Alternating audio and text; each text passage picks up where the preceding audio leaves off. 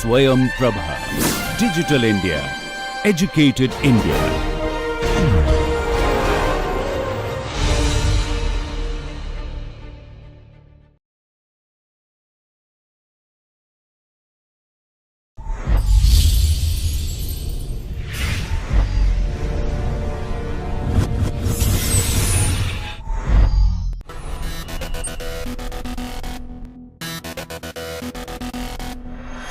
We are looking at words, and through the structure of words, we are trying to look at underlying patterns in the formation of words in natural languages, and that we want to take as examples for understanding human mind, the role of human mind, and understanding the relationship between language and human mind.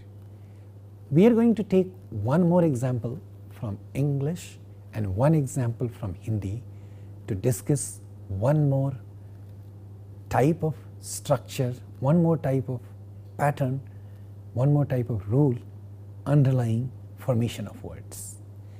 However, I do want to invite you to review the rules that you have seen so far and rules of Hindi that you have seen so far. Having seen such rules for the last 3-4 days, I have been mentioning this to you, and now I want to invite you to work on your own language. It will be nice to work on a language other than Hindi if you are a Hindi speaker. For those of you who are speakers of other languages, who speak other languages, primarily will be nice to look at your own language. And remember, in the short period of time, I am trying to show you rules which are applicable to couple of structures with just a few examples. It is going to be difficult to be quoting numerous rules. However, I am sure you must be developing a sense that there could be numerous examples of underlying structure. With the limited examples that we have been talking about, we can at least get to understand the theoretical point that words and the structure of words have underlying patterns, and all of them are part of our mind. All of them have been figured out while learning language. And this much I repeat again and again, all these things get done by the age of 4 and 5, children have figured out. If a child can tell you the plural form of a word in Hindi, that becomes an evidence for having internalized these rules. All right. So hope things are clear so far, and let us see 2 more examples today.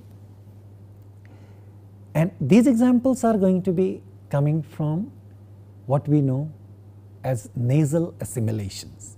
I'll describe this to you. But again, we are looking at this phenomena of nasal assimilation. Like we have looked at plural formation, we are going to look at nasal assimilation for us to understand underlying role of human mind in understanding language, and the role of the structure of language in understanding human mind, the structure, the patterns of human mind. So let's look at some examples from English first. These are some of the words that you may have seen several times.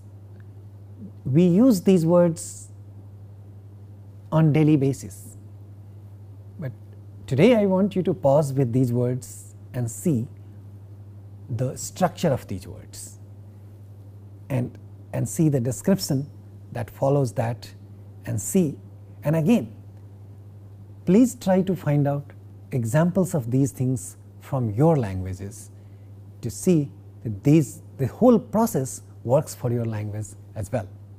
Now, let's look at what you need to look at in your languages. So the examples are, I have picked up only 4 examples again for you, so that we can be looking at these things in details to understand the phenomena. We have the first example is impure. It's a very common word in English. Impossible, another very common word in English. Third is inconsistent, not a difficult word. You must have heard several times, you must have used these words several times. And last one, insensitive, again a very common word. Please pay attention to the sounds that are marked red and then see what's happening. All these words are negative words. All of them have a negative prefix, again a morpheme. Again we can classify this negative prefix as a morpheme. Now we know the definition and the meaning of the term morpheme. But the point is, these are negative markers, they turn the word with their negative meaning. So if we have a word like pure, possible, consistent and sensitive, the use of these prefixes before these words make them negative words. So how is this adding prefix working with these examples is what I want your attention at. So what's the initial sound? Please pay attention to the initial sound without prefix. So the initial sound in the first word pure is pa. The initial sound in the word possible is again pa. The initial sound in the word consistent is ka, and the initial sound in the word sensitive is either alveolar or dental. Now, if you can pause again and check the places of articulations of the initial sound of these 4 words again. We have 2 examples of labial sounds, then ka as a velar sound and sa as a alveolar sound or as a dental sound. I'm using both dental and alveolar because sometimes it varies for some people and some varieties of English. That's not a crucial distinction. You can take it as either alveolar or as teeth being place of articulation for the sound sa. All right. So what's the next step of this story? These are what we have discussed so far, places of articulations of the initial sounds of these words. Now, please pay attention to the negative prefix. In the first one and the second one, when we have the initial sound labial, we see the negative prefix as im. The final sound of this is ma. And similarly, in the remaining 2, for the word consistent, it's something else, and for the word sensitive, it is something else. Now, this is not a coincidence that we have these words, these negative prefixes sounding differently. What happens is the negative prefix has a nasal sound in it, and the nasal sound becomes nasal sound gets assimilated by the initial sound of these words. So, if the initial sound is pa, it makes the nasal labial nasal. Therefore, we get ma. At this point, I should remind you about the distinction between oral sounds and the nasal sounds, which we discussed when we were talking about places of articulations of sounds, and we were looking at mechanism of sound production when we have discussed sound. If you think you need to go back and check, please check the points where we have discussed the distinction between oral sounds and nasal sounds. So, right now we are talking about a rule that applies in assimilating features and converting the sound into a nasal. So, see how it works? The word impure has the initial sound a labial pa, therefore the negative prefix ends with ma, which happens to be a labial nasal. Again, for the word possible, the negative is impossible. The initial sound of the word possible, pa, makes the negative prefix end with ma, and therefore we get the word is impossible. Finally, not finally, in the next word we see the initial consonant being ka. It should be predictable from what you have seen so far that the negative prefix, even though we write as in, is not na, is not a dental nasal. It is a velar nasal, which is like na. So, when you say the whole word, it comes up as inconsistent. Inconsistent. Please check a dictionary. Please check if it is available to you tools which can give you the pronunciations of the native speakers. You will find that the nasal part of the negative prefix in the word inconsistent is a velar nasal, not a dental nasal, and it is totally unlike how it is written. Similarly, in the word insensitive, here you see the nasal being dental nasal because the following sound sa is a dental or alveolar. The two reasons are very close by, therefore the nasal in the negative prefix is a dental nasal. These are few examples from English for you to see, and this works across languages.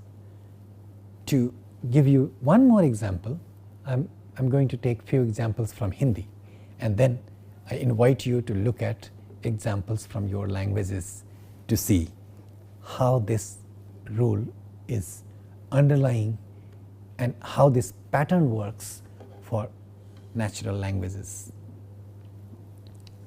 Now, please look at the clusters where nasals are involved in Hindi. Again, in the 5 words that you see on the screen, I have marked the cluster of nasal consonant and the other member of the cluster in the red. And so I am going to read these words for you with their meanings. Kangha, it means comb. Panja means palm. Anda, egg. Andha, visually impaired person, means dictionary meaning is blind. Mumbai is the name of a place, is a proper noun. Now, what I am indicating with the capital letter N is the place for nasals. That is the place for a nasal consonant.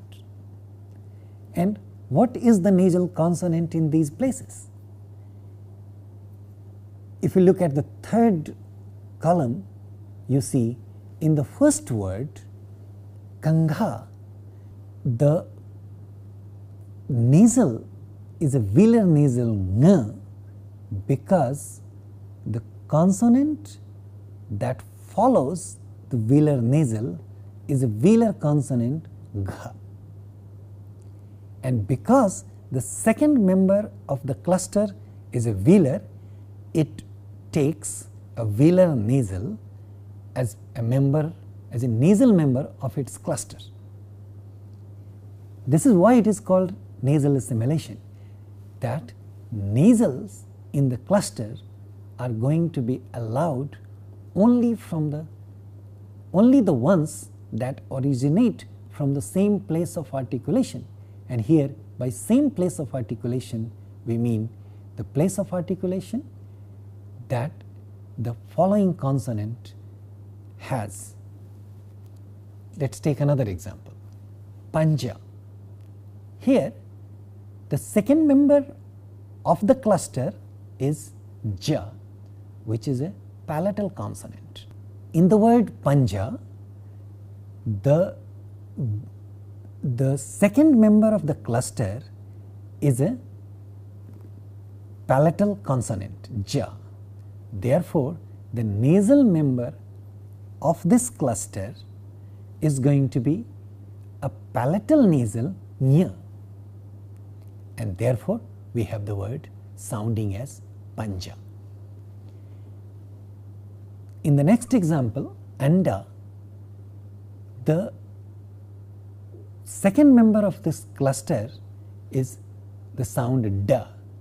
It is a retroflex sound. Therefore, the nasal member of this cluster is going to be a retroflex nasal. In the word Andha, the second member of the cluster is a dental consonant.